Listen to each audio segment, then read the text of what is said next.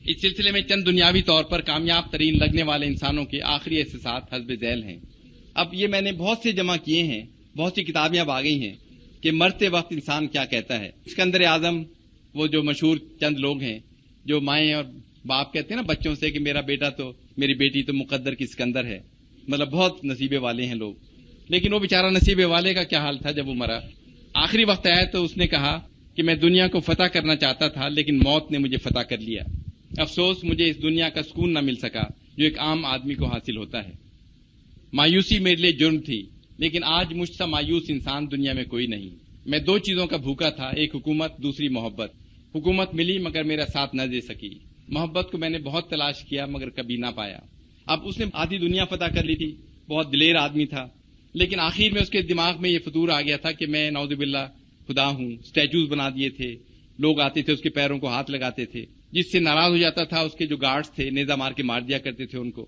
تو آخری وقت میں کوئی اس کے نزدیک نہیں آتا تھا اسکندر اعظم کو۔ جب بیمار ہوا وہ تو کوئی خوف کے مارے دور سے بھی اس سے بات نہیں کرتے تھے، کوئی ہمارے منہ سے غلط بات نہ نکل جائے۔ اب وہ چاہتا تھا لوگ بیٹھیں، پیار محبت کی باتیں کریں، اس کے پاس بیٹھیں، اسے بتائیں کہ وہ اسے چاہتے ہیں۔ بالکل نامراد حالت میں اکیلے چلا گیا، اور آپ نے سنا ہوگا کہ اس نے کہا تھا میرے کافن سے میرے ہاتھ باہر نکال دینا تاکہ دنیا دیکھے کہ میں خالی ہاتھ جا رہا ہوں، کچھ لے کے نہیں جا رہا دنیا سے، اور دنیا کو سبق ملے کہ میں کس حال میں ہوں۔ اور یہی حال آپ دیکھتے ہیں کہ آپ ہمارے سامنے شاعران کا حال دیکھ لیں، مارکوس کا حال دیکھ لیں، اور بہت سے لوگوں کا دیکھ لیں جو کیا کچھ تھے اور کیا ہو گئے، جیلوں میں چلے گئے، پھانسیوں پہ چڑھ گئے، لیکن اپنے زمانے میں وہ کہتے تھے کہ ہم سے بہتر کوئی نہیں۔ یہ تو قرآن شریف میں مثالیں پہلے کی ہیں، ہم تو روز مثالیں دیکھ رہے ہیں لیکن ہمیں سبق نہیں ملتا بالکل۔ خلیفہ منصور عباسی آخری وقت آئے تو انہوں نے کہا اگر میں کچھ دن اور زندہ رہتا تو اس حکومت کو آگ لگا دیتا جس نے بار بار سچائی سے مجھ کو ہٹایا۔ حقیقت یہ ہے کہ ایک نیکی اس ساری حکومت سے بہتر ہے، مگر افسوس میں اس وقت اس کو سمجھ سکا جب موت نے مجھے اپنے چنگل میں لے لیا۔ اصل میں جو مرتے وقت جو الفاظ ہوتے ہیں نا وہ انسان کو اصل ڈپکٹ کرتے ہیں، اور میں نے بہت سے لوگوں کو دیکھا ہے مرتے وقت ان کی باتیں سنی ہیں، تو وہی کرتے ہیں وہ جو دنیا میں کرتے رہتے ہیں، کوئی اچھی باتیں نہیں کرتے اگر برے لوگ ہیں، وہی گالیاں دے رہے ہیں، ریونجفل باتیں کر رہے ہیں، اس سے بدلہ لے لینا، اس کو نہ چھوڑنا۔ تو جو آپ دنیا میں کریں گے آخری وقت میں بھی وہی کرتے ہوئے آپ جا رہے ہوں گے۔ یہ نہ سوچیں کہ ایک دم سے آپ کو اللہ یاد آ جائے گا اور اس کے بعد آپ ایک دم سے اللہ کو یاد کر کے چلے جائیں گے وہاں پہ۔ انسان وہی کرتا ہوا جاتا ہے جو پورے وقت کرتا رہتا ہے۔ اور دنیا اور آخرت کے متعلق قرآن شریف میں ہے کہ لوگ دنیا کی زندگی کا بس ظاہری پہلو جانتے ہیں اور آخرت سے وہ خود ہی غافل ہیں۔ کیا انہوں نے کبھی اپنے آپ میں غور و فکر نہیں کیا؟ اصل میں انسان ہر ایک اپنے آپ کو جانتا ہے، لیکن ہم جاننا چاہتے نہیں ہیں۔ ہر ایک کو پتا ہے میں کیا ہوں، ہر ایک کو پتا ہے میں اچھا ہوں یا برا ہوں۔ تو ہر ایک اپنے آپ میں اگر غور و فکر کرنے لگے، ہمیں غور و فکر اوروں کی رہتی ہے، اپنی نہیں رہتی۔ اوروں میں ڈیفیکٹس نظر آتے ہیں، اوروں میں خرابیاں نظر آتی ہیں، لیکن اپنے متعلق ہم کبھی سوچتے ہی نہیں۔ اگر ہم اپنے متعلق سوچنے لگیں ہم اچھے انسان بن جائیں، لیکن ہم اپنی پوری غور و فکر دوسروں کی برائیوں پہ مرکوز کر دیتے ہیں، دوسروں کی اچھائیاں نہیں دیکھتے ہم لوگ۔ مگر بہت سے لوگ اپنے رب کی ملاقات کے منکر ہیں، اور کیا یہ لوگ کبھی زمین پر چلے پھرے نہیں ہیں کہ انہوں نے ان لوگوں کا انجام نظر آتا جو ان سے پہلے گزر چکے ہیں؟ روز ہم دیکھتے ہیں کیا ہو رہا ہے لوگوں کے ساتھ، قبرستان لے کر جا رہے ہیں، کیا کیا اعمال اس کے ہیں، کیا تھا اب کیا ہو گیا ہے، جیل میں چلے گئے، پھانسی پہ لٹک گئے۔ مطلب ہم زمین پہ دوسرے لوگوں کو نہیں دیکھتے کیا ہو رہا ہے، اور ہم سوچتے ہیں ہم کبھی نہیں جائیں گے یہاں سے، ہم ہمیشہ یہاں پہ رہیں گے۔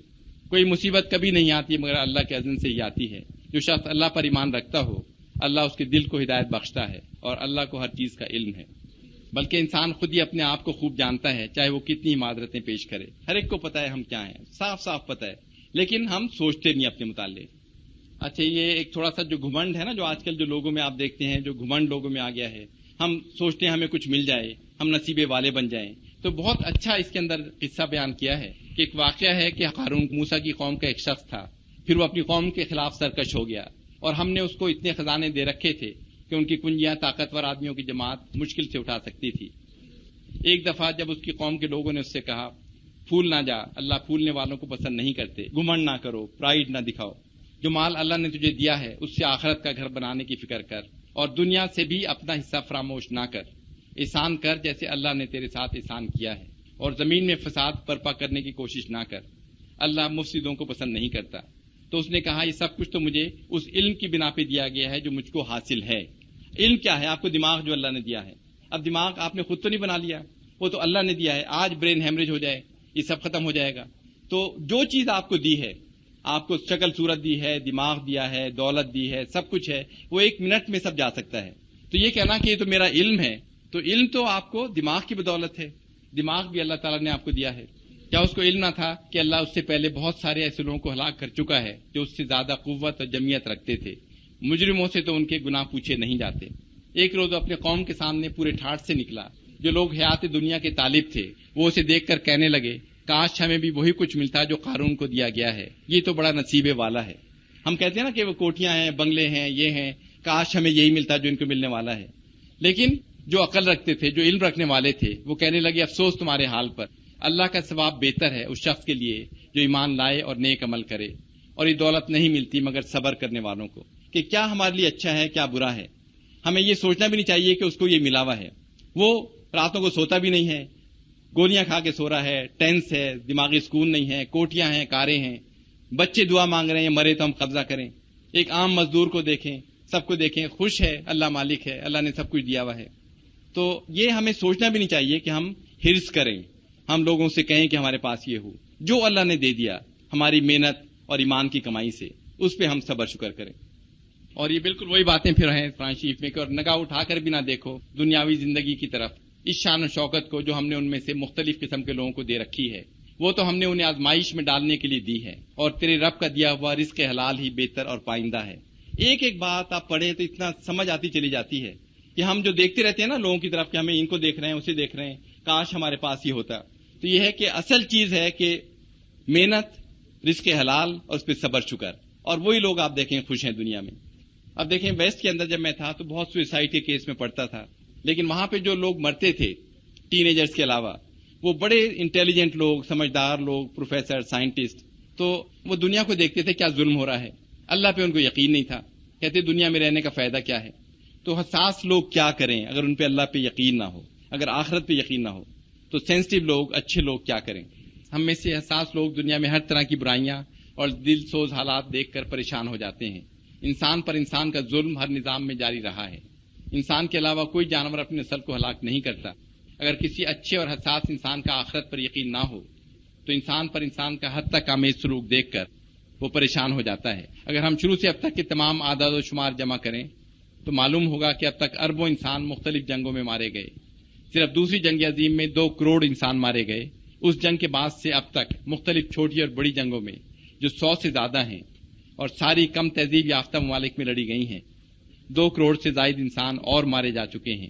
یہ سب کچھ دیکھ کر ان گنت مگر حساس انسان خودکشی کر چکے ہیں. ان میں سے یہاں ایک خاندان کا قصہ جو چند سال پہلے اخباروں میں آیا تھا سنانا چاہوں گا کہ آرتھر کوئسلر ہیں اور ان کی وائف تھی سنتھیا کوئسلر. دونوں بہت مشہور آتھر تھے، انگلستان کے مشہور مفکر تھے اور جن کی کتابوں کا 32 زبانوں میں ترجمہ ہو چکا ہے. انہوں نے اپنے گھر میں خودکشی کر لی. اس کی اصل وجہ مایوسی تھی. وہ دنیا میں انسان پر انسان کا ظلم اور برائیاں دیکھ کر بے انتہا مایوس اور پریشان ہو گئے تھے. ایک جگہ انہوں نے لکھا There is a striking disparity between growth curves of technological achievements on one hand and ethical behavior on the other. اب دیکھیں بعض ملک سائنس میں آگے بڑھتے چلے جا رہے ہیں، بہت ماڈرن ہو گئے ہیں، ایڈوانسمنٹ کر رہے ہیں اسپیس میں، ریسرچ میں، لیکن انسان سے انسان کا تعلق، اللہ سے انسان کا تعلق ختم ہو گیا ہے. تو وہ کہتے ہیں کہ یہ ٹیکنیکلی ہم آگے بڑھتے چلے جا رہے ہیں، اچیومنٹس ہوتی چلی جا رہی ہیں، لیکن ہمارا ایتھیکل بیہیویئر، انسان سے انسان کا سلوک ختم ہوتا چلا جا رہا ہے، پیار محبت ختم ہو گئی ہے، ہمارا رشتہ اللہ سے منتقل ہو گیا ہے. تو کہتے ہیں یہ دیکھ کر اتنے پریشان ہو گئے کہ انہوں نے خودکشی کر لی. ایک جگہ انہوں نے لکھا death could be a welcome and natural relief for all those who cannot see the evil anymore and whose only alternate was pains and sufferings. ہم زندہ رہتے، تکالیف ہوتی، مصیبت ہوتی تو اچھا ہے کہ ہم زندگی ختم کر لیں، بعد میں تو کچھ ہے نہیں، آخرت پہ یقین نہیں ہے، دنیا میں تکلیفیں ہیں، سینسٹیو لوگ ہیں، احساس لوگ ہیں. تو اچھے لوگ پھر اگر آخرت پہ یقین نہ ہو، برے تو بدماشیاں کر کے، ظلم و ستم کر کے، لوگوں کو تنگ کر کے خوش ہوتے رہیں گے، لیکن اچھے پھر دنیا سے کہتے ہیں ہم چلے جاتے ہیں. اب دیکھیں تھوڑا سا یہ ہم کرتے ہیں کہ بچے خراب کیوں ہو جاتے ہیں. بچے تو فرشتے ہوتے ہیں. کسی ملک کے بچے ہوں، چین کے ہوں، جاپان کے ہوں، امریکہ کے ہوں، پاکستان کے ہوں، تو سب حضرت آدم کی اولاد ہیں. مطلب بچے سب بچے ہیں، سب فرشتے ہیں. لیکن بچے بڑے ہو کے خراب کیوں ہو جاتے ہیں؟ بچوں کو ہم لوگ خراب کرتے ہیں، معاشرہ خراب کرتا ہے، ماں باپ خراب کرتے ہیں، پیرنٹس خراب کرتے ہیں. تو بچے کہیں پر ہوں دنیا میں وہ سب فرشتے ہیں. مطلب ان کو تو ہم کہتے ہیں کہ یہ مطلب اللہ تعالیٰ نے ان کو بغیر کسی گناہ کے دنیا میں بھیجا. تو یہ تھوڑا سا آبزرویشنز ہیں کہ بچہ جب بڑا ہوتا ہے وہ کیا دیکھتا ہے, کدھر جاتا ہے, اور جو معاشرہ ہے ہمارا کیا ہے. اب بچوں کی قسمیں میں نے تھوڑی سی, جو ہمارے یہاں 3 کلاسز بن گئی ہیں ملک کے اندر. ایک ہم کہتے ہیں بہت ہی غریب کلاس ہے جو بڑھتی چلی جا رہی ہے, مہنگائی زیادہ ہو رہی ہے, بچوں کی تعلیم کے لیے پیسہ نہیں ہے, ان کے ڈریس کے لیے پیسہ نہیں ہے, ان کی کتابوں کے لیے کچھ نہیں ہے. تو یہ غریب خاندان کا ایک ٹپیکل ایگزامپل ہے جو آج کل گزارے نہیں ہو رہے کہ باپ کسی وڈیرے کے پاس کام کر رہا ہے, اس کو کھیتی باڑی کر رہا ہے, ماں بیچاری گزارا نہیں ہو رہا, کسی اینٹوں کی کلن پہ کام کر رہی ہے, اینٹیں بنا رہی ہے, برکس بنا رہی ہے, بچوں کو پال بھی رہی ہے, ان کو پیار محبت دے سکتی ہے, دے رہی ہے جتنی, ٹائم ہی نہیں اس کے پاس. تو ہم اس ماں کو, اس باپ کو ہم بلیم نہیں کر سکتے کہ اگر یہ بچوں کو اگر پوری طرح یہ ٹھیک تعلیم نہ دیں کیونکہ پیسہ نہیں ہے پڑھانے کے لیے, اور یہ جو کچھ پیار محبت ٹائم دے رہی ہے, دے سک رہی ہے, تو ہم ان ماں باپ کو بلیم نہیں کر رہے. لیکن یہ بچے جب بڑے ہوں گے, الٹریٹ بڑے ہوں گے, تعلیم نہیں ہوگی, تھوڑی بہت چوری چکاری بھی کریں گے, لیکن پھر بچوں کو ہم بلیم نہیں کرتے کہ وہ تو کھانے پینے کے لیے کر رہے ہیں, اپنا گزارا کرنے کے لیے. معاشرے نے ان کو حقوق نہیں دیے جو انہیں دینے چاہیے تھے, اور یہ کلاس انفارچونیٹلی ہمارے ملک میں بڑھتی چلی جا رہی ہے. آپ کو ایک بات جو میں بتاؤں کہ بچے کی تعلیم جو ہے ڈے 1 سے, پیدائش کے دن سے 3 سال تک بچے کی 90% تعلیم ہو چکی ہوتی ہے, جو آپ سب کو معلوم ہے.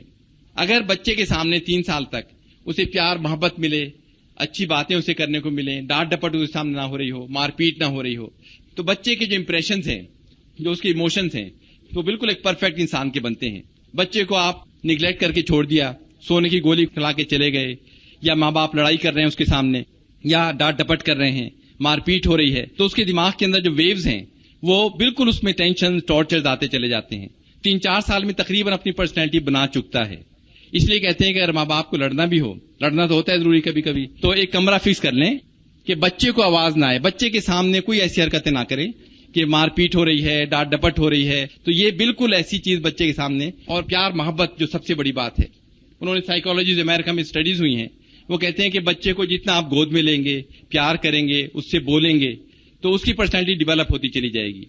لیکن بچے کو آپ اگنور کر دیں, چھوڑ دیں, نوکروں پہ چھوڑ دیں, وہ جو اس سے حرکتیں کر رہے ہیں, باتیں کر رہے ہیں, غلط باتیں کر رہے ہیں, گالیاں دے رہے ہیں, آپ کو نہیں پتا کیا بچے دیکھ رہے ہیں. تو یہ جو کچھ بھی ہے یہ بچوں کو تعلیم نہیں دے سک رہے, لیکن پیار محبت تھوڑی بہت دے رہے ہیں. پھر بھی بچے ٹھیک نہیں ہو رہے. وہ پھر گورنمنٹ کی, معاشرے کی غلطی ہے, ان کی نہیں ہے. یہ تو مجبور لوگ ہیں. سب سے بڑی اسٹرینتھ ایک ملک کی ہوتی ہے مڈل کلاس. اتنا پیسہ ہے, سوچ سمجھ ہے, اللہ کا خوف ہے. جس ملک میں مڈل کلاس زیادہ ہے وہ ملک پراسپرس ہے, وہ اوپر چلا جاتا ہے. اوپر کا لیئر جو ہے وہ تو ہمیشہ راٹ کر جاتا ہے, وہ تو ہمیشہ غلط چیزوں میں پڑ جاتا ہے. اب ایک یہ تصویریں ذرا میرے ڈرافٹسمین نے یہ بنائی ہیں, یہ مڈل کلاس کی تصویر اس نے بنائی کہ ماں باپ دونوں کام کر رہے ہیں, دونوں بچوں کو پیار محبت دے رہے ہیں, دونوں بچوں کو کھلا رہے ہیں, اس سے باتیں کر رہے ہیں.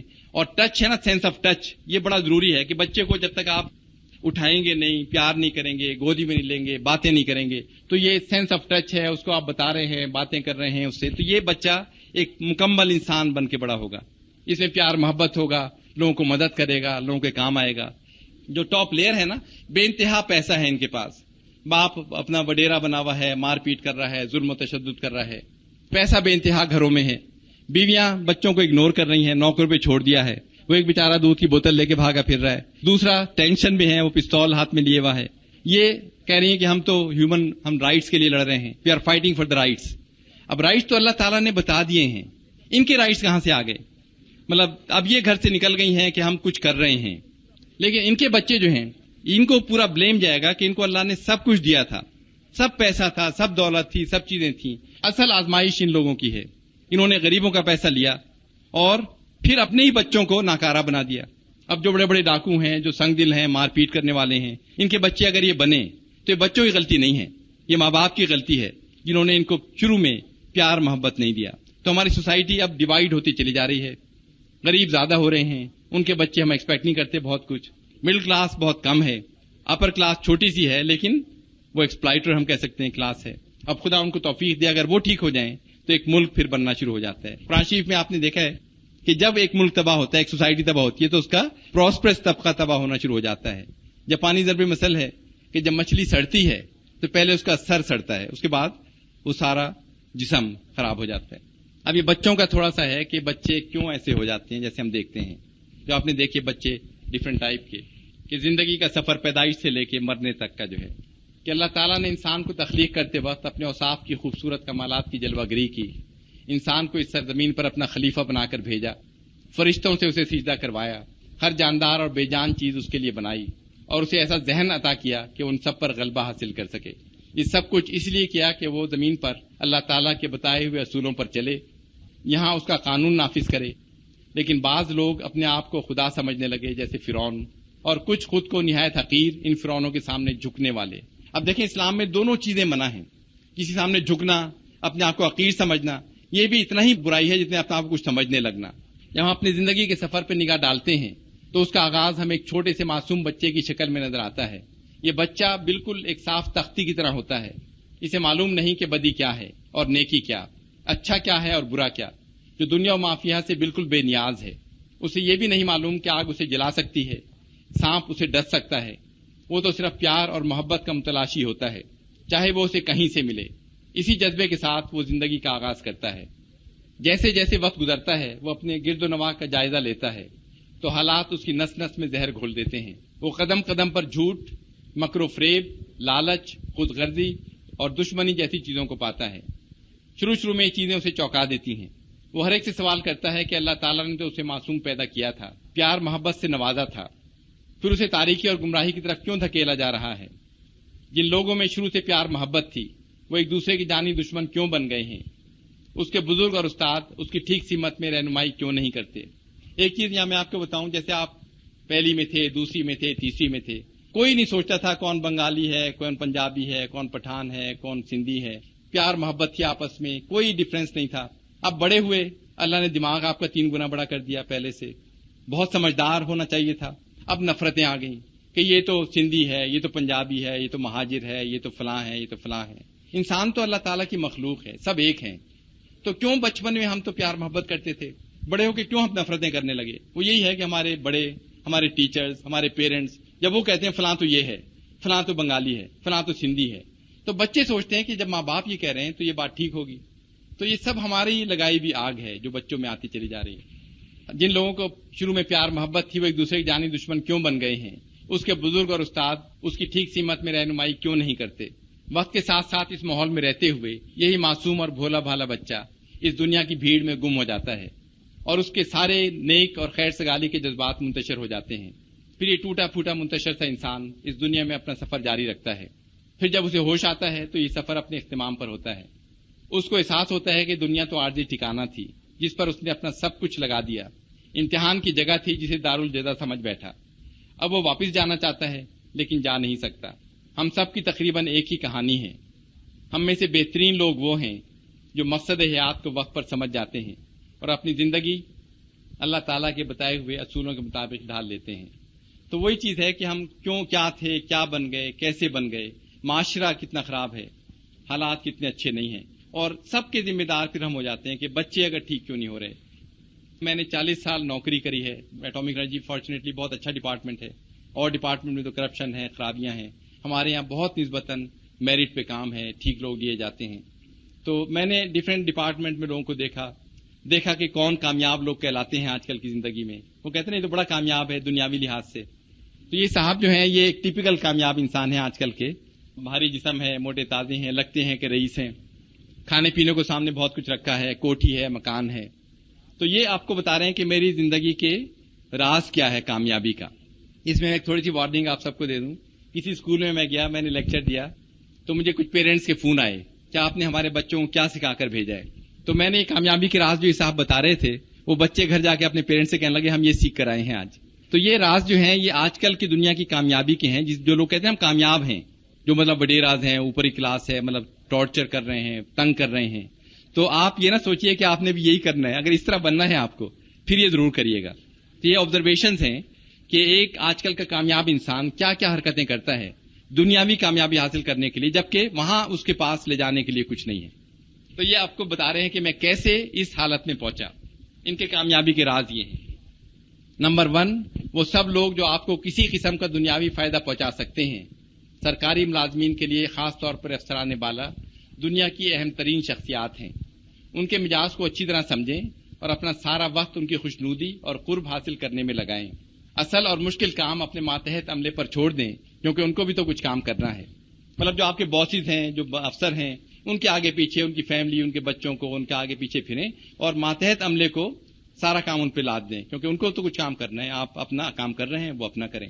نمبر 2، اپنے ماتحت حضرات و خواتین کو کام کے لحاظ سے مشینیں تصور کریں جن کی کوئی ضروریات، خواہشات اور تصورات نہیں ہوتے۔ ان کے کام کو اپنا بنا کر افسران بالا کو پیش کریں، کیونکہ ان کی نوکری تو آپ کی کامیابی کی وجہ سے ہی قائم ہے۔ مطلب ان کو آپ مشینیں تصور کریں کہ یہ کام کرتے رہیں اور آپ اوپر ان کے کام کو اپنا بنا کے دکھاتے چلے جائیں۔ پیسہ جہاں اور جس طرح بھی ملے حاصل کرنے کی کوشش کریں۔ پیسہ پیسہ ہے، اس میں صحیح اور غلط کی تمیز صرف ان لوگوں کی ذہنی اختراع ہے جو ذہنی طور پر معذور ہیں یا ہمت نہیں رکھتے۔ آخر اس دنیا میں انسان کی عزت پیسے ہی تو ہوتی ہے۔ یہ لوگ آپ کو باتیں بتائیں گے، بھی کیا یہ باتیں کر رہے ہیں، آپ قلاش ہیں، آپ کو کچھ کوئی عزت نہیں کر رہا، آپ پیسہ کمائیں، کیسے بھی کمائیں۔ آپ ہمیشہ تعریف لوگوں کے سامنے اور برائی ان کے پیچھے کریں۔ منافقت جس کو کہا گیا ہے نا کہ کافروں سے نیچے درجہ ہے اس کا، تو یہ لوگ آپ دیکھتے ہیں کہ سب سے زیادہ جو چیز ہے پاکستان میں ہے۔ یہ میں نے کسی ملک میں اتنی منافقت نہیں دیکھی کہ سامنے آپ کسی کی تعریف کر رہے ہیں، بھئی آپ تو بڑی اچھی لگ رہی ہیں، پیچھے کہہ رہے ہیں تو چڑیل معلوم ہو رہی تھی۔ مطلب بالکل لوگ سامنے کچھ کہیں گے، پیچھے کچھ کہیں گے، اور ان کا درجہ کافروں سے بھی نیچے ہے۔ مطلب یہ بالکل صاف صاف قرآن شریف میں ہے کہ جس کا قول اور فعل ایک نہیں ہے، اور جو آپ کو اچھائی کرے اس سے بھی ڈریں، اور جو مطلب یہ کہ آپ دیکھتے ہیں کہ اوروں کی برائی آپ کے سامنے کر رہا ہے اس سے بھی ڈریں، کیونکہ جو اوروں کی برائی آپ سے کر رہا ہے کسی اور سے جا کے آپ کی برائی کر رہا ہے، تو ایسے لوگوں کو آپ ڈسکریج کریں۔ تو ہمیشہ تعریف لوگوں کے سامنے اور برائی ان کے پیچھے کریں۔ وہ لوگ جو آپ کو کسی قسم کا دنیاوی فائدہ پہنچا سکیں ان کی جھوٹی تعریف یعنی خوشامد، اور ان کے دشمنوں کی برائی ان سے کرنے سے کسی کا کیا جاتا ہے۔ ناسمجھ اور نادان لوگ معلوم نہیں منافقین کو اتنا برا کیوں سمجھتے ہیں۔ منافقت تو خاص صفت ہے جو انسان اور حیوان میں تمیز کرتی ہے۔ کیا آپ نے جانوروں کے منافقانہ رویے کے متعلق کبھی سنا ہے؟ کبھی کتے کو کاٹنے سے پہلے دم ہلاتے یا کسی درندے کو شکار کرنے سے پہلے اٹکیلیاں کرتے دیکھا ہے؟ وہ تو ڈائریکٹ حملہ کرے گا آپ پہ، لیکن انسان اوپر بڑی خوشامد کرے گا، پیچھے جا کے اسے نقصان پہنچائے گا۔ تو کہتے ہیں وہ تو ہمیں اللہ تعالیٰ نے صرف دی ہے، ہم استعمال کر رہے ہیں۔ اللہ نے تو آپ کو آزاد چھوڑ دیا ہے اور بتا دیا ہے کہ یہ کرو گے تو اچھا ہے، یہ کرو گے تو بہت برا ہے۔ ہم کہتے ہیں کہ یہ تو صرف ہماری ہے، ہم تو کریں گے۔ اور پاکستان میں جتنی منافقت ہے، اگر یہ ایک چیز دور ہو جائے تو میں آپ کو بتاؤں یہ ملک بہت بہتر جگہ بن جائے۔ ضرورت کے وقت گدھے کو باپ بنا لینے میں کوئی حرج نہیں۔ یہ محاورہ عقل مند لوگوں نے کامیابی کی منازل طے کرنے کے لیے ہی تو بنایا تھا۔ اس طرح گدھے بھی خوش ہو جاتے ہیں اور لوگوں کے کام بھی ہو جاتے ہیں۔ بھلا خوش آمدیں کریں گے، یہ کریں گے، وہ بندہ خوش ہو کام کر دے گا، پیچھے جا کے اسے کہیں گے دیکھو بیوقوف بنا کے آ گیا میں۔ تو یہ کام اتنا عام ہے ہمارے ہاں، اور لوگ خوش آمد سمجھتے بھی نہیں ہیں۔ وہ سمجھتے ہیں واقعی ہم ایسے ہیں۔ کئی لوگ مجھے پتا ہے بڑے اچھی پوزیشن سے ریٹائر ہوئے، سیکٹریز تھے، سب تھے، اب وہ کمپلینٹ کرتے ہیں کہ فلاں تو میرے گھر ہر وقت آتا تھا، ان کی بیویاں ہر وقت میرے گھر موجود ہوتی تھیں، اب کوئی مجھے پوچھتا نہیں۔ تو ان سے میں کہتا ہوں کہ آپ بیوقوف تھے، کیوں آتے تھے آپ کے پاس؟ آپ کو اتنی خاص چیز تو نہیں تھے، وہ تو اپنا فائدہ اٹھانے آپ کے پاس آتے تھے۔ لیکن جب پوزیشن میں کوئی ہو، ہر ایک یقین کر لیتا ہے کہ میں واقعی ایسا ہوں جیسے لوگ کہہ رہے ہیں، اور لوگ بیوقوف بنا رہے ہیں بیٹھے ہوئے۔ نمبر 6، ایسے لوگ جو جزا اور سزا کی باتیں کریں ان سے دور رہیں، یا آپ کے دشمن ہیں اور آپ کو اس دنیا میں پھلتے پھولتے دیکھ نہیں سکتے۔ یہ لوگ نہ تو خود کچھ کرتے ہیں نہ دوسروں کو کرنے دیتے ہیں۔ آخر اللہ تعالیٰ آپ کو یہاں کی دولت کے بدلے دوسری دنیا میں کچھ تو معاوضہ دے گا۔ جن کے پاس اس دنیا میں کچھ نہیں وہ کس منہ سے اللہ تعالیٰ کے سامنے پیش ہوں گے؟ ویسے بھی اللہ تعالیٰ رحیم و کریم ہے۔ آپ موت کے وقت حضرت اسرائیل کو دیکھتے ہی فوراً توبہ کر لیں، سب گناہ معاف ہو جائیں گے۔ یہ آپ نے عام سنا ہوگا کہ ابھی تو آپ ینگ ہیں، بہت وقت ہے، اللہ تعالیٰ تو بہت رحیم و کریم ہے، 70 ماؤں سے زیادہ رحیم کریم ہے اللہ تعالیٰ۔ موت کے وقت آپ معافی مانگ لیں، دنیا میں عیش و عشرت کر لیں، جاتے وقت اللہ سے معافی مانگ کے پھر جنت میں چلے جائیں۔ تو کیوں آپ اپنی زندگی خراب کر رہے ہیں؟ اس میں آپ کو بتاؤں، میں نے بہت سے لوگوں کو مرتے ہوئے خود دیکھا ہے۔ میرے بیٹے میڈیسن میں ہیں، میری بیوی ڈاکٹر ہیں، تو مرتے وقت میں نے جیسے آپ کو پہلے بتایا کہ وہی باتیں لوگ کر رہے ہوتے ہیں جو پوری زندگی کرتے رہتے ہیں، کوئی فرق ان میں نہیں ہوتا۔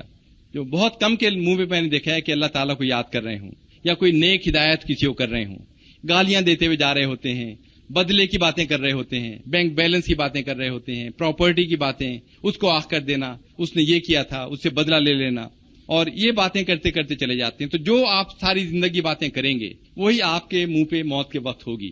یہ نہ سمجھیں کہ حضرت اسرائیل نظر آئے اور آپ نے ایک دم سے توبہ کر لی اور آپ جنت میں چلے گئے۔ اور اس میں آپ کو تھوڑی باتیں بتاؤں کہ کچھ ہمارے مولوی حضرات بہت اچھا کام کر رہے ہیں، بہت نیک کام کر رہے ہیں، لیکن انفارچونیٹلی بہت پڑھے لکھے لوگ مسجدوں میں نہیں آ رہے، اچھے لڑکے اس طرف نہیں جا پا رہے جو جانا چاہیے، تاکہ لوگوں کو اچھی باتیں بتائیں اور اس کے متعلق میں نے کئی دفعہ جو خطبے سنے ایسی مسجدوں میں جو گاؤں میں ہیں، چھوٹی چھوٹی جگہوں پہ ہیں، تو وہاں باتیں سن کے مجھے لگتا ہے کہ لوگ دوسری طرف چل پڑتے ہیں. ایک قصہ میں آپ کو چھوٹا سا بتا دیتا ہوں. ایک مسجد میں گیا تو وہ مولوی صاحب باتیں بتا رہے تھے. انہوں نے بتایا تھے اللہ رحیم و کریم ہے، کیوں کوئی شک نہیں ہے کہ اللہ تعالیٰ تو جتنا پیار محبت انسان سے کرتا ہے. تو وہ بتا رہے تھے کہ اللہ تعالیٰ جب انسان کو معاف کرتا ہے، جب انسان توبہ کرتا ہے، جب کہتا ہے کہ مجھ سے غلطی ہو گئی، تو اللہ بہت خوش ہوتا ہے معاف کر کے. تو اللہ خوش ہوتا ہے ضرور، لیکن کہنے لگے دیکھو اگر تم غلطی نہیں کرو گے، تم معافی نہیں مانگو گے، اللہ خوش کیسے ہوگا؟ تو اللہ کو خوش کرنے کے لیے غلطی کرو معافی مانگو، غلطی کرو معافی مانگو، غلطی کرو معافی مانگو. اب وہ بات لوگوں کو اتنی اچھی لگی جو مسجد سے نکل رہے تھے، سب لوگ کہتے تھے ہمیں پتہ ہی نہیں تھا یہ بات. تو اب وہ سب غلطیاں کرنے میں لگ گئے ہوں گے جا کر. تو یہ کہ اگر غلطی سے آپ سے کوئی غلطی ہو جائے اور سچے دل سے معافی مانگ لیں اور پھر وہ چیز نہ کریں، توبہ تو یہ چیز ہوتی ہے. لیکن ہم غلط ڈائریکشنز میں چیزوں کو لے لیتے ہیں اور پھر اس میں چلتے چلے جاتے ہیں. تو اللہ تعالیٰ معاف کرنے والا ہے. اللہ تعالیٰ بہت خوش ہوتا ہے اگر سچے دل سے کوئی معافی مانگے. لیکن اللہ کو خوش کرنے کے لیے غلطیاں کرنا، اس طرح کی باتیں ہمیں سوچ سمجھ کے کرنی چاہیے اور ٹھیک لوگوں کو اس دین کو آگے پھیلانا چاہیے تاکہ لوگ ٹھیک ڈائریکشن میں آگے چلیں. اور دیکھیں یہ قرآن شریف میں پھر کہ جو لوگ بس اس دنیا کو زندگی اور اس کی خوشنمائیوں کی طالب ہوتے ہیں، ان کی کارگزاری کا سارا پھل ہم ان کو دنیا میں ہی دے دیتے ہیں اور اس میں ان کے ساتھ کوئی کمی نہیں کی جاتی. مگر آخرت میں ایسے لوگوں کے لیے آگ کے سوا کچھ نہیں. وہاں معلوم ہو جائے گا جو کچھ انہوں نے دنیا میں بنایا وہ سب ملیا میٹ ہو گیا اور اب ان کا سارا کیا دھرا محض باطل ہے. اس میں دیکھیں پھر قرآن شریف کے اندر یہ باتیں پھر ہیں کہ کیا تم نے کبھی اس شخص کے حال پر بھی غور کیا جس نے اپنے خواہش نفس کو اپنا خدا بنا لیا اور اللہ نے علم کے باوجود اسے گمراہی میں پھینک دیا اور اس کے دل اور کانوں پر مہر لگا دی اور اس کی آنکھوں پر پردہ ڈال دیا. اللہ کے بعد اب اور کون ہے جو اسے ہدایت دے؟ کیا تم لوگ کوئی سبق نہیں لیتے؟ اب دیکھیں ایسی قرآن شریف اگر بار بار آپ پڑھیں غور سے، جیسے کوئی ماں اپنے بچے کو، باپ اپنے بچوں کو سمجھائے، کیا تم اندھے ہو گئے ہو؟ کیا تم بہرے ہو گئے ہو؟ کیا تم گونگے ہو گئے ہو؟ کیا تم سمجھتے نہیں ہو؟ تو جگہ جگہ یہ باتیں ہے کہ تم سوچو، دماغ پہ زور دو، تمہیں کیا چیز بتائی گئی ہے، تم کیا کر رہے ہو. تو وہ باتیں جگہ جگہ یہاں پہ درج ہیں. اچھا آگے ہے جو رزق ہم نے تمہیں دیا ہے اس میں سے خرچ کرو قبل اس کے کہ تم میں سے کسی کی موت کا وقت آ جائے اور اس وقت وہ کہے کہ اے میرے رب، کیوں نہ تو نے مجھے تھوڑی سی مہلت دے دی کہ میں صدقہ دیتا اور صالح لوگوں میں شامل ہو جاتا. حالانکہ جب کسی کی مہلت عمل پوری ہونے کا وقت آ جاتا ہے تو اللہ اس کو ہرگز مزید مہلت نہیں دیتا اور جو کچھ تم کرتے ہو اللہ اس سے باخبر ہے. اے لوگوں جو ایمان لائے ہو، اللہ سے ڈرو اور ہر شخص یہ دیکھے کہ اس نے کل کے لیے کیا کیا ہے. اللہ یقیناً تمہارے ان سب اعمال سے باخبر ہے. ہم میں جو پرابلم آج کل آ گئی ہے کہ ہم اوروں کو دیکھتے رہتے ہیں، اپنے اعمال کو نہیں دیکھتے. اگر ہم اپنے آپ کو ٹھیک کریں وہی کافی ہے اور پھر ہمیں دیکھ کے لوگ ٹھیک ہوتے چلے جائیں گے. ہم ایگزامپل نہیں بن پا رہے اوروں کے لیے. ان لوگوں کی طرح نہ ہو جاؤ جو اللہ کو بھول گئے تو اللہ نے انہیں خود اپنا نفس بھلا دیا. یہی لوگ فاسق ہیں. دوزخ میں جانے والے اور جنت میں جانے والے کبھی یکساں نہیں ہو سکتے. جنت میں جانے والے ہی اصل کامیاب ہیں. اچھا یہ آپ نے شاید پڑھی ہوگی روڈ ٹو مکہ، ایک کتاب ہے جو ڈاکٹر اسد نے جو لکھی ہے. ان کی کتاب میں آپ پڑھیں تو انہوں نے آخر میں لکھا کہ میں بہت عرصے سے کتابیں اسٹڈی کر رہا تھا، دین کو اسٹڈی کر رہا تھا. ان کی وائف اور وہ گھومتے پھر رہے تھے چارے میں سب جگہ. وہ کہتے ہیں لوگوں کے دلوں میں فکر تھا، سب کچھ تھا لیکن چہروں پہ ان کے خوشی نہیں تھی. تو کہتے ہیں ایک دفعہ میں نے یہ قرآن شریف کھولا تو یہ مجھے نظر آئی اور کہتے ہیں اس سے پہلے میں فیصلہ کر چکا تھا لیکن ٹرننگ پوائنٹ یہ ان کی زندگی میں جو اسلام لائے. تو وہ کتاب میں ایک جگہ لکھا ہے کہ میں نے جب سورہ تکاثر پڑھا تو میں نے کہا کہ بس میں اور میری وائف پھر وہ اسلام لے آئے تھے کہ تم لوگوں کو زیادہ سے زیادہ ایک دوسرے سے بڑھ کر دنیا حاصل کرنے کی دھن نے غفلت میں ڈال رکھا ہے، یہاں تک کہ اس فکر میں تم قبر تک پہنچ جاتے ہو. ہرگز نہیں، عنقریب تم کو معلوم ہو جائے گا. پھر سن لو، ہرگز نہیں، عنقریب تم کو معلوم ہو جائے گا. ہرگز نہیں، اگر تم یقینی علم کی حیثیت سے اس روش کو جانتے ہوتے تو تمہارا یہ طرز عمل نہ ہوتا. تم دوزخ دیکھ کر رہو گے. پھر سن لو، تم بالکل یقین کے ساتھ اسے دیکھ لو گے. پھر ضرور تم سے ان نعمتوں کے بارے میں جواب طلبی کی جائے گی. میں 74 میں رشا گیا تھا، USSR تھا ان دنوں، ابھی بریک نہیں ہوا تھا اور وہ 1 مہینے کے لیے انہوں نے پورے ہمیں ملک میں گھمایا تھا اور تاشقند، بخارا، تبلیسی سب جگہ میرا جانا ہوا. تو وہاں پہ جو حالات میں نے دیکھے وہ اس وقت مجھے لگتا تھا یہ ملک رہ نہیں سکتا. جو ٹینشن تھیں، ٹارچرز تھے، جو میاں بیوی کی مخبری کر رہے ہیں پارٹی کو، ٹیکسی ڈرائیور جو ہیں اوروں کو بتا رہے ہیں، سب ڈرتے تھے ایک دوسرے سے اور انیفیشنسی کا یہ عالم تھا کہ کوئی آپ کو کوئی چیز بیچنے کو تیار نہیں تھا. جیسے آپ ہوٹلوں میں چلے جائیں، ویٹرز کو جو شو شائن کرنے والے ہیں، بال بنانے والے ہیں، آئس کریم بیچنے والے، کوئی بھی وہاں پر ہو اس کو مہینے کی تنخواہ ملتی تھی فکسڈ اور اسے کوئی انکم یا پروفٹ نہیں ملتا تھا. اب کیونکہ تنخواہ فکس ملنی ہے, کوئی انسینٹیوز نہیں ہے, تو آپ ہوٹل میں چلے جائیں پورا خالی پڑا ہوگا, ویٹر کہیں گے جی بکڈ ہے, کوئی کام نہیں کرنا چاہتا تھا. آپ بال بنوانے چلے جائیں خالی بیٹھے ہیں سب کے سب, وہ کہیں گے جی ہمیں مصروف ہیں, ہمیں وقت نہیں ہے. تو میں حیران ہوتا تھا کہ یہ ملک کیسے آگے چل رہا ہے. فورس کے ذریعے کام ہوتا چلا جا رہا تھا, سائنس میں, ویپنس میں, لیکن ایک تو اللہ کا خوف نہیں تھا, اللہ کو مانتے نہیں تھے وہ لوگ. دوسرے پارٹی اتنی شدید تھی اوپر کہ جو بھی ذرا بولتا تھا مروا دیا جاتا تھا, اور ایفیشنسی زیرو تھی ملک کے اندر. تو یہ ایک الیگزینڈر ہیں جو نوبل laureate ہیں رشیا کے, یہ وہاں کے حالات لکھتے ہیں, ابھی دین کی طرف آ گئے ہیں. تو انہوں نے لکھا کہ جب میں چھوٹا سا بچہ تھا, when I was a little boy going to school in Russia, I used to hear other people, older people, the explanation for great disasters that have befallen Russians, killing 60 million people, جو Siberia بھیج دیا, انقلاب آ گئے, مار دیا, قتل کر دیا. تو کہتے ہیں جب میں اپنے ماں باپ جو میرے بوڑھے تھے, جو دینی لوگ تھے, وہ کہتے تھے کہ سب کچھ اس لیے ہو رہا ہے کہ لوگ اللہ تعالیٰ کو بھول گئے ہیں. This is happening because men have forgotten God. That is why this is happening. تو کہتے ہیں جب میں چھوٹا ہے میں کہتے ہیں کیا بول رہے ہیں بوڑھے لوگ, یہ ایسے ہی بولتے چلے جا رہے ہیں. اب یہ کہتے ہیں کہ میں بڑا ہو گیا ہوں, مجھے نوبل پرائز مل گیا ہے, میں نے سینکڑوں کتابیں لکھی ہیں, ہزاروں لوگوں سے ملا ہوں, مختلف ملکوں میں گیا ہوں. تو کہتے ہیں اب مجھ سے اگر لوگ پوچھتے ہیں کہ دنیا میں کیوں خرابیاں ہوتی چلی جا رہی ہیں, دنیا میں کیوں ظلم ہوتے چلے جا رہے ہیں, تو میرا جواب بالکل وہی ہے جو میرے ماں باپ کہتے تھے کہ this is happening because man have forgotten God, کہ ہم اللہ کو بھول گئے ہیں, ہم اپنی حقیقت اور مقصد حیات بھول گئے ہیں, اس لیے سب کچھ ہوتا چلا جا رہا ہے.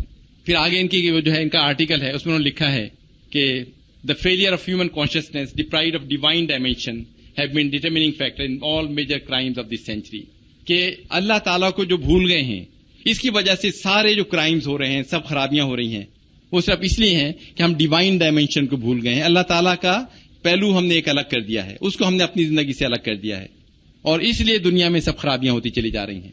اب آگے دیکھیں, in Russia where places of worship have been levelled, where tens of thousands of religious men and women were tortured, shot in cellars and sent to brutal camps, where rampant atheism has rampaged uncontrolled for more than 2/3 of a century, the men, women of faith still exist. Is it here that we see the dawn of hope? Tanks, nuclear weapons, rockets and missiles can never vanquish faith in God and religious feelings of people. اب یہاں پر یہ کہہ رہے ہیں کہ Russia کے اندر کوئی دینی آدمی نہیں رہا تھا. 74 میں جب میں گیا تو میں نے بخارا میں ان سے کہا کہ مجھے کوئی دینی مدرسہ دکھا دیں. انہوں نے کہا تھا کہ دینی آزادی ہے یہاں پہ. تو ان کا جو انٹرپریٹر تھا رشین, اس سے ہم لوگوں نے کہا, ہم 3-4 مسلمان تھے, باقی اور لوگ تھے اس گروپ میں, تو ہم نے کہا ہم ایک دینی مدرسہ دکھا دیں. تو بخارا میں ہمیں وہ دینی مدرسہ دکھانے لے گئے, ایک بیسمنٹ. ماسکو یونیورسٹی آپ دیکھیں, رشیا کی یونیورسٹیز دیکھیں, بہت عالی شان ہیں, بہت اچھی اچھی بلڈنگس ہیں. اس بیسمنٹ کے اندر جب ہمیں لے کر گئے, وہاں تصویریں لٹکی ہوئی تھیں جو مسلمان جیسے قاتل ہو, خون بہ رہا ہے, قتل کر رہے ہیں, مار رہے ہیں. تو جو بھی اندر جاتا تھا بیسمنٹ میں, بائی دا ٹائم وہ بیسمنٹ میں انٹر ہوتا تھا اسے لگتا تھا یہ تو وحشی لوگ ہیں. بیسمنٹ میں گئے تو پھٹے پرانا ایک دری بچھی ہوئی تھی, 5-6 بوڑھے سے لوگ بیٹھے تھے, 5-6 پرانے سے قرآن شریف کے نسخے پڑے تھے پھٹے پرانے. کہنے لگے یہ دینی مدرسہ ہے. یعنی کہ وہاں کے ینگ لوگوں کو جب وہ دکھاتے تھے تو ریپلشن ہو جاتی تھی کہ یہ کیا لوگ ہیں, وحشی لوگ جو انٹرنس سے لاتے تھے. تو انہوں نے کہا کہ وہ جگہ جہاں پہ سب مسلمانوں کو, سب دینی لوگوں کو ختم کر دیا گیا تھا, اب 74 کی بجائے اب جا کے دیکھیں. وہ کہتے ہیں کروڑوں آدمی وہاں پہ کہاں سے آ گئے. کیا یہ فیکٹ کافی نہیں ہے یہ بتانے کے لیے کہ اللہ تعالیٰ ایگزسٹ کرتا ہے؟ اللہ تعالیٰ نے ان لوگوں کو پھر کہیں سے ابھار دیا ہے. اب جو لوگ بخارا گئے ہیں ریسنٹلی, وہ کہتے ہیں کہ بخارا تاشقند میں جمعے کے دن سڑکوں پہ نماز کی جگہ نہیں ہے, ایک آدمی نہیں ملتا تھا پہلے. وہ کہتے ہیں یہ لوگ کہاں سے آ گئے؟ کیا یہ اللہ تعالیٰ کی ایک کرامت نہیں ہے کہ وہ لوگ جو غائب ہو گئے تھے پھر اپیئر ہو گئے ہیں؟ اب یہ ویسٹ کی باتیں کر رہے ہیں کہ ویسٹ میں جو حالات ہیں آج کل, the meaning of life in the west has ceased to be anything more lofty than pursuit of happiness. ہم کہتے ہیں نا کہ بس خوشی ہو, گڈ ٹائم ہو, جیسے ویسٹ میں کہتے ہیں let us have good time. تو کہتے ہیں ویسٹ میں اب صرف جو لائف کا جو مقصد ہے وہ پرسوٹ آف ہیپینس ہے, کہ ہم خوشی چاہتے ہیں, چاہے ڈرگ سے ہو, چاہے کسی سے ہو, چاہے شراب سے ہو, چاہے دوسرے کاموں سے ہو. The concept of good and evil have long been banished from common use. اچھا کیا ہے, برا کیا ہے, اس کی تمیز ختم ہو گئی ہے. صرف اچھا وقت, ٹیمپریری اچھا وقت, چاہے کیسے بھی ہمیں ملے. پھر خود ہی کہتے ہیں کہ life consist not in pursuit of material success, کہ پیسہ دولت یہ چیز نہیں ہے زندگی, but in the quest of وردی اسپرچل گروتھ, کہ اللہ سے تعلق ہے اصل لائف جو ہے. Our entire earthly existence is but a transitional stage in the movement to the something higher. جو زمین پہ ہم رہ رہے ہیں تھوڑا سا وقت ہے, اور ہم بہت اونچی جگہ جانے والے ہیں جس کے لیے ہمیں کام کرنا ہے. Material laws alone do not explain our life or give it any direction. The laws of physics or physiology will never reveal the indisputable manner in which the Creator constantly participates in the life of each one of us. کہ یہ physical sciences ہمارے جو اللہ سے تعلق ہے اس کو نہیں explain کر سکتی، وہ ایک الگ ہی چیز ہے. تو وہ الگ چیز ہے اور اللہ سے تعلق ایک الگ چیز ہے جس میں ہمیں پوری طرح پارٹیسپیٹ کرنا ہے. اچھا دیکھیں کہ رشیا جیسا ملک ہم کہتے ہیں کہ سب سے مضبوط ملک تھا، نیوکلیر ویپنز ان کے پاس امریکہ سے ڈبل تھے، 33,000 نیوکلیر ویپنز تھے ان کے پاس، امریکہ کے پاس 16,000 تھے. ایک ملک بنا 1917 میں، لینن کا آپ نے نام سنا ہے، اور وہ ختم ہو گیا 1990 کے اندر. مطلب 70 سال میں ایک بہت بڑی مملکت زمین سے ختم ہو گئی، وہ بالکل مٹ گئی. اب وہ مانگتے پھر رہے ہیں بھیک، جیسے ہم مانگ رہے ہیں اس طرح وہ ایڈ مانگ رہے ہیں ویسٹ سے. کوئی قدر نہیں ہے ان کی، کوئی ویلیو نہیں رہی. تو صرف ہتھیار، سائنس، ٹیکنالوجی پہ ایک ملک سروائیو نہیں کر سکتا. اگر ہم کہیں جی ہم بالکل مضبوط ہو گئے ہیں، ہم نے یہ بنا لیا، ہم نے یہ کر لیا، لیکن ہمارا اللہ سے تعلق ختم ہو جائے تو ہم نہیں کہہ سکتے ہم تو کچھ بھی نہیں رشیا کے مقابلے میں سائنس اینڈ ٹیکنالوجی میں. تو ایک ملک کو سروائیو کرنے کے لیے اسٹرینتھ ہمیں چاہیے، لیکن اللہ سے تعلق جو ہے وہ اس سے بھی ضروری ہے. اگر ہمارا وہ ختم ہو جاتا ہے تو ہمارا حال ان سے بھی بدتر ہوگا، کیونکہ ہمارے پاس وہ سائنس ٹیکنالوجی نہیں ہے جو ان کے پاس تھی. تو ایک ملک کو قائم رہنے کے لیے دونوں چیزیں بہت ضروری ہیں، اسٹرینتھ اینڈ اللہ سے تعلق ہمارا پوری طرح. ابھی دیکھیں ہیلن کیلر جو بلائنڈ امریکن پروفیسر تھیں، ان کا بھی یہ ہے کہ سائنس میں ہے found a cure for most of evils but it has found no remedy for the worst them of all, the apathy of human beings. انسان سے انسان کا ٹریٹمنٹ، اس میں سائنس میں کوئی اس کا علاج نہیں ہے. تو اگر سائنس نے بہت سی چیزوں کی اور دیکھ لیا، لیکن انسان سے انسان کا تعلق، انسان کا بیہیویئر، ٹریٹمنٹ وہ جب ہی بنتا ہے جب آپ کو آخرت پہ یقین ہو، ورنہ آپ جانوروں کی طرح ہو جائیں گے، اپنا اپنا کریں گے سب. اب یہ اوپر جو ہے جی ویلز کا بھی ہے کہ اسلام جو ہے وہ ایک سنگل سوسائٹی ہے جو ایک دنیا کو ظلم سے پاک کر سکتی ہے. تو یہ وہ لوگ کہہ رہے ہیں جو مسلمان نہیں ہیں. یہ میں نے صرف اس لیے دکھایا کہ یہ نان مسلم بھی وہ باتیں کہہ رہے ہیں اور ہم نہیں سمجھ پا رہے کہ ہمارا دین کیا ہے جو ڈے 1 سے تھا اور ڈے اینڈ تک رہے گا. اب دیکھیں جو آپ نے نام سنا ہوگا والٹیر کا، بہت مشہور فرانس کا مفکر ہیں، بالکل وہی باتیں یہ قرآن شریف میں ہے نا کہ اس شخص سے بہتر دین کس کا ہے جو اللہ کے سامنے جھک گیا اور جس نے نیکی کو اپنا شعار بنا لیا. والٹیر کا تھا کہ بہت ہی فرسٹریٹڈ لائف تھی، بہت کنفیوز تھے، بہت زیادہ ان کا، لیکن آخر میں انہوں نے جو لکھا اپنے ڈیتھ سے پہلے، انہوں نے یہ لکھا کہ نیکی کرنا میری عبادت ہے، اللہ کے سامنے جھک جانا میرا مذہب ہے. الٹیمیٹلی ہر ایک اسی چیز پر پہنچ جاتا ہے. ہمیں تو اللہ نے ایک چیز دے رکھی ہے، ہمیں تو اتنا تدبر کی بھی ضرورت نہیں ہے، سب چیز ہمارے سامنے ہے، لیکن ہم اس پہ سوچتے نہیں، دیکھتے نہیں ہیں. وہی باتیں جو ایک انسان پوری زندگی تباہ کر کے آخر میں پہنچا، ہمیں صاف صاف ایک ایک بات قرآن شریف میں بتائی گئی ہے پوری. دیکھیں نیک لوگ سب جگہ نیک ہیں، اللہ کو کون نزدیک ہے کون نہیں ہے یہ ہمیں نہیں پتا. اب یہ ان کا بھی ہے نا کہ ساری زندگی غریبوں کو، لوگوں کو مدد میں گزار دی. ان کا بھی کہنا تھا کہ I see God in everyone. وہ بچے، بھوکے ننگے بچے جو آسام میں، بہار میں، ہر ایک بچے کو وہ سمجھتی تھی کہ یہ بس اللہ کا اس میں، کیونکہ اللہ کی کریشن ہے ہر ایک. وہ کہتے ہیں اللہ نے انسان کو لیس دار گارے سے بنایا اور پھر اس میں اپنی روح پھونک دی. ہر ایک انسان میں اللہ نے اپنی روح پھونکی ہوئی ہے. تو کہتی مجھے ہر ایک کے اندر اللہ نظر آتا ہے، مطلب ہر ایک کے اندر مجھے، جیسے اس کی علاج کر رہی ہیں، معالجہ کر رہی ہیں. اور پھر یہ دو چیزیں آخر کی جو ہے بیسٹ کا انہوں نے بتایا کہ there are many in the world dying for a piece of bread but many more dying for little love. West میں آپ جا کے دیکھیں، ہمارے یہاں تو پیار محبت اب بھی ہے اللہ کے فضل سے، بچے، ماں باپ، بھائی بہن بڑا خیال کرنے والے ہیں ایک دوسرے کا. لیکن وہاں پر وہ کہتی ہیں کہ یہاں پہ تو بھوک سے مر رہے ہیں لوگ، وہاں پیار سے مر رہے ہیں اور وہ بہت زیادہ لوگ ہیں. ماں چاہتی ہے بچے اس سے بات کر لیں، بچے چاہتے ہیں ماں باپ اسے دیکھ لیں، سب بھاگے پھر رہے ہیں دنیا میں پاگلوں کی طرح. تو کہتی ہے کہ ویسٹ کے اندر ہمارے یہاں لوگ بھوک سے مر رہے ہیں، وہاں پیار کی بھوک سے مر رہے ہیں لوگ.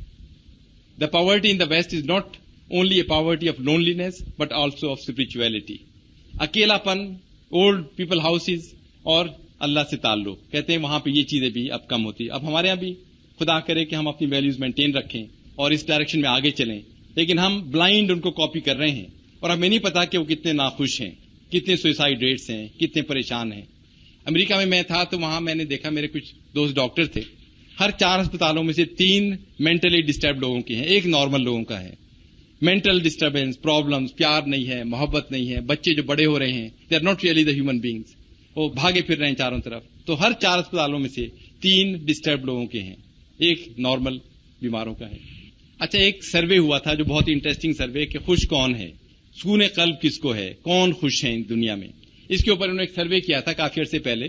تو انہوں نے بہت سے ملکوں میں جیسے جاپان ہے، امریکہ ہے، انگلینڈ ہے، پھر ڈیولپنگ کنٹریز میں غریب ملکوں میں پاکستان ہے، بنگلہ دیش ہے، انڈونیشیا ہے، ان ملکوں میں بھی گئے اور لوگوں سے یہ پوچھا بھی بتائیں آپ خوش ہیں، آپ سوچتے ہیں آپ خوش ہیں یا نہیں. جیسے آپ سے کوئی پوچھے، انہوں نے کہا جی 80% سرپرائزنگلی امریکہ اور جاپان جیسے ملکوں میں جہاں پر کیپیٹل انکم سب سے زیادہ ہے، 80% نے کہا جی ہم تو خوش نہیں ہیں.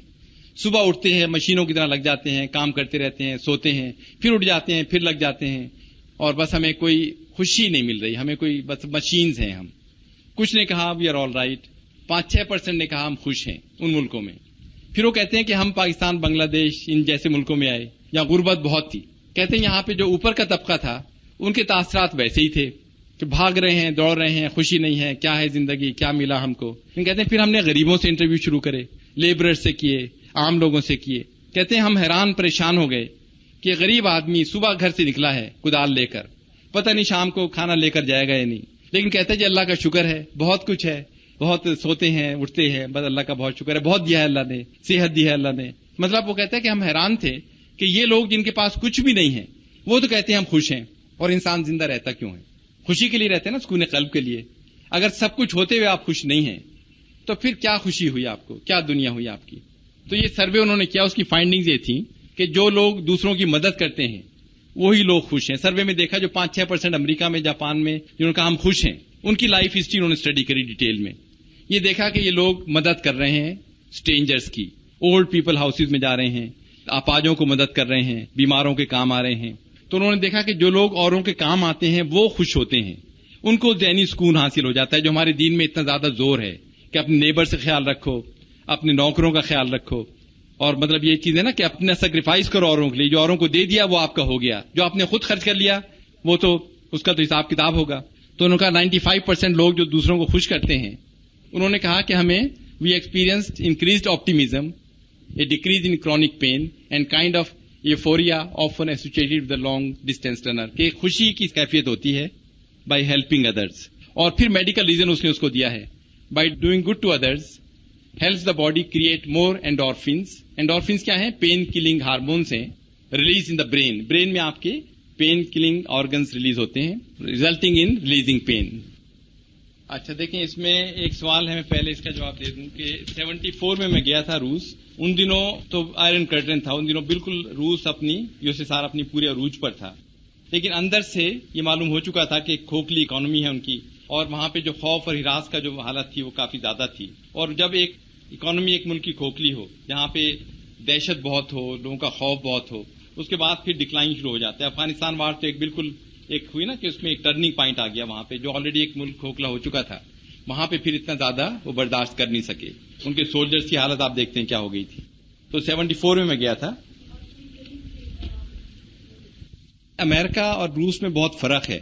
روس امریکہ میں آپ جائیں وہاں فریڈم ہے کمپلیٹلی، وہاں پہ کوئی چلا جائے وہاں آپ دیکھیں کوئی ڈفرینس نہیں ہے. امیگرینٹس جو ہیں، جو بیسٹ لوگ پوری دنیا کے وہاں جا رہے ہیں، بہت ان کی وائز پالیسی ہے. اب آپ ٹاپ کے لوگ دیکھ لیں، سائنٹسٹ وغیرہ آپ دیکھیں، بہت سے آپ کو ایشینز، چائنیز، جیپنیز وہاں مل جاتے ہیں. انہوں نے دنیا کا پورا کریم، یورپ سے پورا کریم ان کی آ گئی. کوئی امریکن ایکچوئل تو ہے ہی نہیں، وہ تو ریڈ انڈینز ہیں، لیکن امریکہ نے سب اچھے لوگ وہاں اٹیک کر لیے. روس on the other hand was a closed country, iron curtain. ایک تو وہاں پہ موومنٹس بالکل نہیں تھی، دوسرا وہاں پہ سب سے بڑی بات تھی جو پارٹی تھی. امریکہ میں تو جسٹس ہے، کوئی خرابی کرے اچھائی کرے اس کو اس کا ریوارڈ ملے گا، پنشمنٹ ملے گی. روس میں پارٹی سسٹم اتنا اسٹرانگ تھا کہ اگر آپ پارٹی کو بلانگ نہیں کرتے یا کسی نے پارٹی کے خلاف کوئی لفظ کہہ دیا تو غائب ہو جایا کرتا تھا. سائبیریا پہنچ گیا، اس کی لاکھوں لوگ غائب ہو گئے تھے رشیا سے. تو خوف و ہراس بہت تھا، ایفیشنسی بہت کم تھی. اور دوسرا خوف خدا والی بات بھی امریکہ میں چلو اتنا زیادہ نہیں ہے، لیکن پھر بھی وہاں پہ ایک نام کا تو ہے ایک چیز. مطلب یہ کہ چرچ میں لوگ جاتے ہیں، اللہ کو ویسے مانتے ہیں، لیکن یہاں تو آفیشلی اللہ کا نام لینے والا کوئی نہیں تھا. دوسرا ایفیشنسی نہیں تھی، تیسرا دہشت بہت زیادہ تھی، چوتھا وہاں امیگرینٹس کا چکر نہیں تھا. تو امریکہ نے بہت ہی وائز پالیسی بنائی ہے کہ دنیا کی کریم ان کے پاس آتی چلی جا رہی ہے. جسٹس وہاں پہ اپنے طور پہ موجود ہے، اور وہاں پہ اللہ کا نام لیا تو جا رہا ہے، چاہے اس طرح نہیں لیا جا رہا اس طرح لینا چاہیے. ٹھیک بات ہے، لیکن جیسے ہمارے ملک میں اگر اس سے ہمیں کوئی اتنا خوش فہمی ہے نہیں کہ ہمارے ملک میں مسلمان تو ہیں لیکن منافق دوسری باتیں.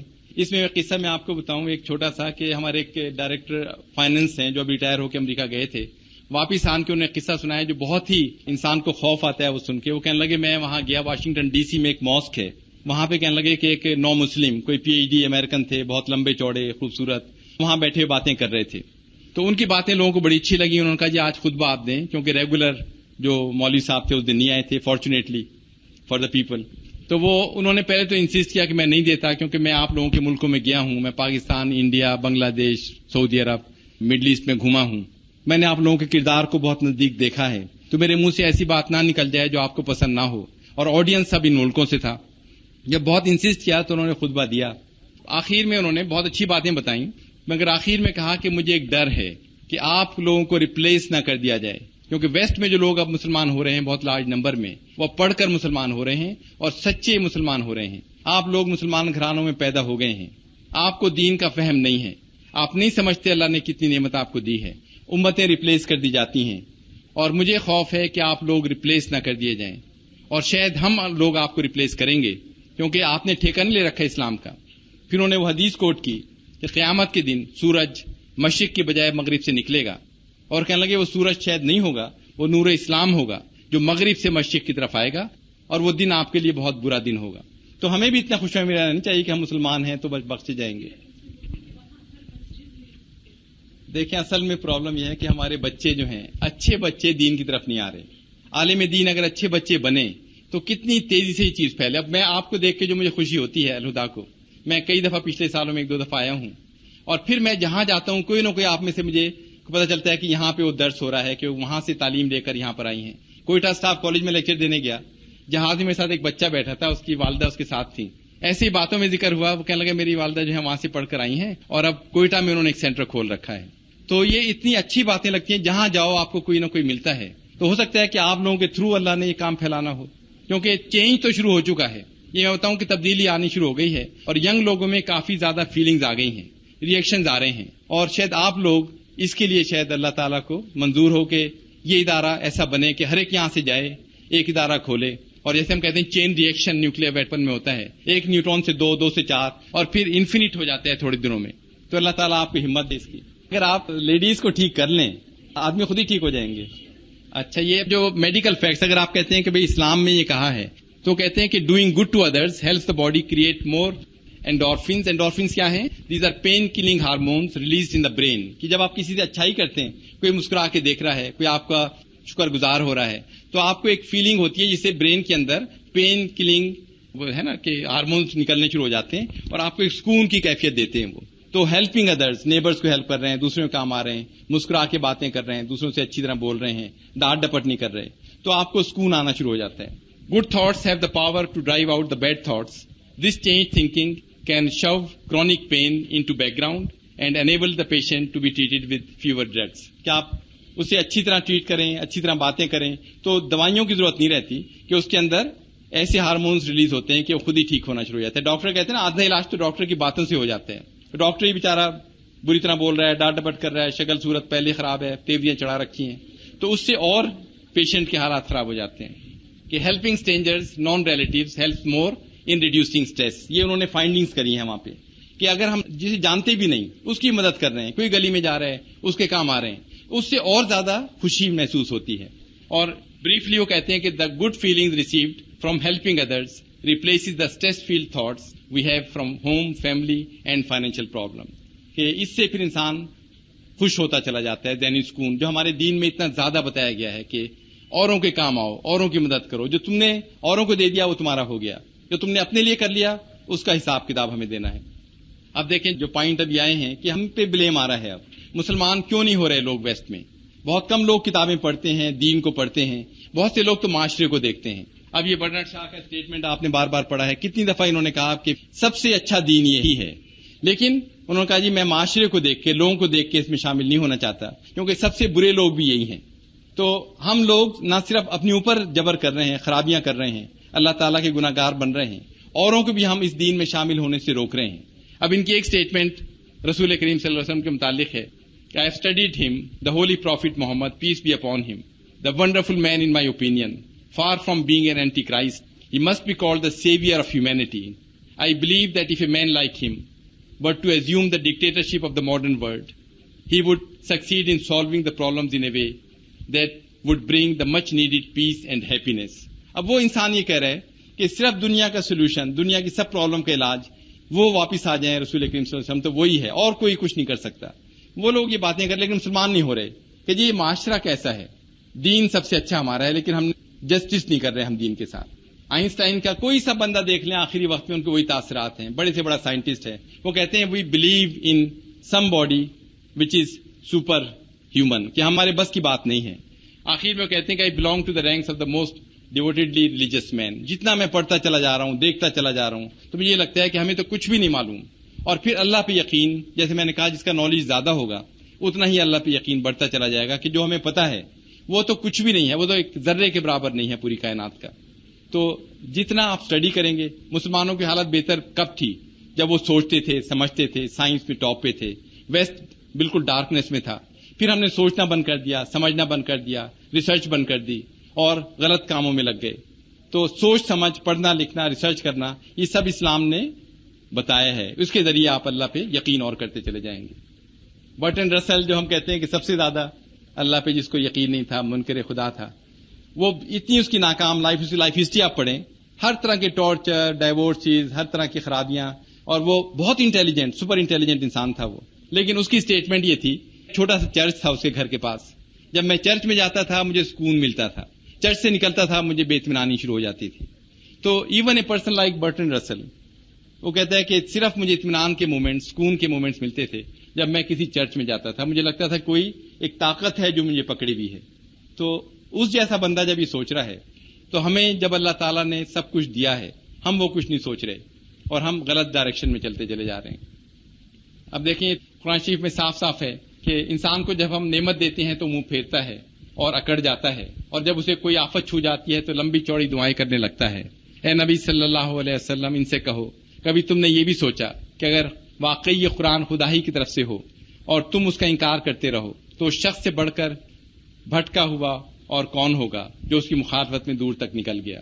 اور یہ جو ہم کہتے ہیں نا کہ اللہ تعالیٰ ہمیں ہدایت دے, تو ہم رجوع تو کرتے نہیں اور ہدایت کی تمنا کرتے رہتے ہیں. تو یہ قرآن شریف میں آخری لائن ہے اس سورت کی کہ اللہ جسے چاہتا ہے اپنا کر لیتا ہے, اور وہ اپنی طرف آنے کا راستہ اسی کو دکھاتا ہے جو اس کی طرف رجوع کرے. قدم بڑھائیں اللہ کی طرف, اللہ کی طرف ہم اچھے لوگوں میں بیٹھیں, اچھے لوگوں سے باتیں کریں, اللہ کی دین کو پڑھیں, سمجھیں. اگر رجوع کریں گے آپ دیکھیں کیسے آپ کے قدم بڑھتے چلے جاتے ہیں. ایک قدم آپ بڑھائیں, اللہ تعالیٰ آپ کو اور خوشیاں دیتا چلا جاتا ہے. اور یہ پھر اور ہے کہ اے ایمان والوں, اگر اللہ کا خوف تمہارے دل میں پیدا ہو گیا تو ہم تم میں تمیز حق و باطل پیدا کر دیں گے, تمہاری گزشتہ بدکاریوں کے نقصان کی تلافی کر دیں گے اور تمہارے گناہوں کو ڈھانپ دیں گے. بالکل صاف, کبھی تم کرو تو صحیح, کچھ سب کچھ ختم ہو جائے گا, تم میری طرف قدم تو بڑھاؤ. اور شیخ سعدی کی وہی بات جو میں نے پہلے کہی کہ میں اللہ سے ڈرتا ہوں یا اس شخص سے ڈرتا ہوں جو اللہ سے نہیں ڈرتا. اللہ سے نہ ڈرنے والا تو پھر جانور ہے, انسان نہیں ہے.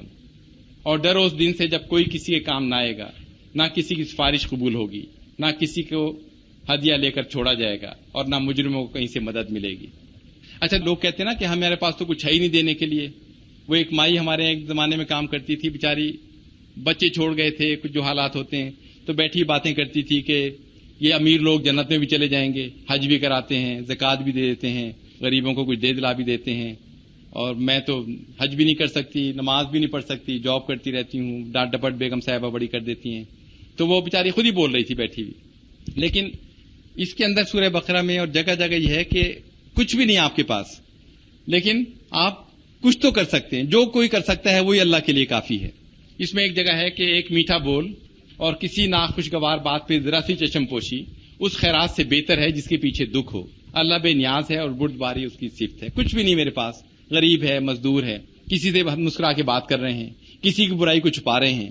وہ اللہ کو بہت زیادہ عزیز ہے اس امیر سے جو دکھانے کے لیے حج بھی کراتا ہے, خیرات دے رہا ہے, کہتے لو مرو دفع ہو جاؤ, آ جاتے ہو روز میرے دروازے پر.